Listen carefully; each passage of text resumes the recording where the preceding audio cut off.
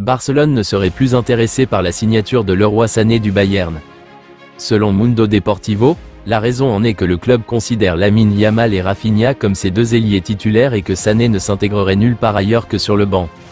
Le Barça est également hors course pour recruter Joshua Kimmich cet été, même s'il s'agit d'un agent libre.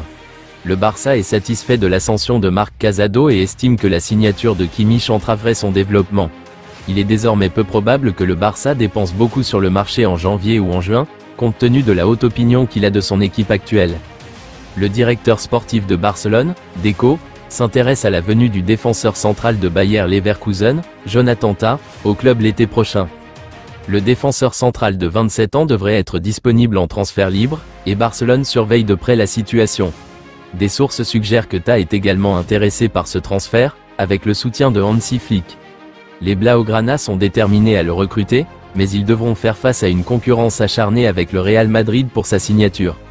Le Bayern Munich est également intéressé par Tah, mais il est plus enclin à déménager en Espagne. Jonathan David a clairement indiqué que son rêve est de jouer pour Barcelone. L'attaquant canadien serait prêt à attendre la bonne opportunité pour rejoindre le géant espagnol. Le contrat actuel de David avec Lille lui permet de négocier avec d'autres clubs à partir de janvier.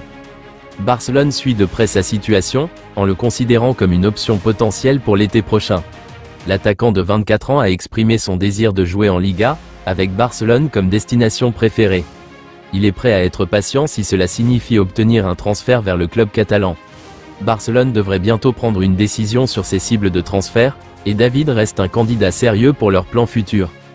Bien que David et Tah devront se battre pour être titulaires réguliers dans le meilleur de départ des Blaugrana, ils peuvent aider à ajouter plus de variété et de puissance à l'équipe.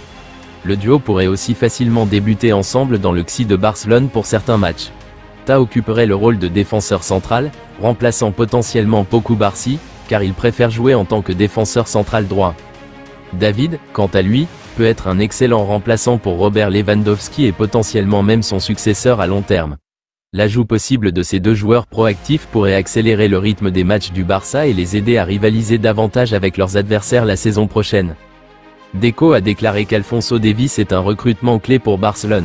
Il est conscient de la situation contractuelle du latéral du Bayern Munich. À ce jour, Davies n'a pas renouvelé son contrat ni signé avec le Real Madrid. Barcelone envisage également de recruter Davies en tant qu'agent libre l'année prochaine. Le club est confiant qu'il n'est pas actuellement un joueur du Real Madrid. Ils estiment encore avoir des chances de s'attacher ses services. L'influence potentielle de Hansi Flick est un autre facteur à considérer. Avec Flick à la tête de l'équipe, il y a des inquiétudes sur la façon dont cela pourrait affecter les négociations. Le Real Madrid souhaiterait finaliser l'accord pour Alphonso Davies, mais l'entrée de Barcelone dans la course pourrait changer la perspective du joueur. Le FC Barcelone a dévoilé le nouveau maillot qu'il portera lors du prochain Classico contre le Real Madrid le 27 octobre. Le maillot domicile actuel des Blaugrana verra essentiellement le logo de Spotify remplacé par un logo inspiré du célèbre groupe de rock Coldplay. Les initiales du nom du groupe sont écrites de manière innovante à l'aide de formes qui ressemblent à celles de la Lune. Cela a été rendu possible grâce au partenariat entre le Barça et Spotify, qui change parfois son logo par celui d'artistes musicaux populaires pour des matchs importants. Ce matin, l'UEFA a effectué des tests antidopage à Barcelone, sélectionnant des joueurs comme Rafinha, Pedri, Gavi, Robert Lewandowski et même leur dernière recrue, Wojciech Szczęsny.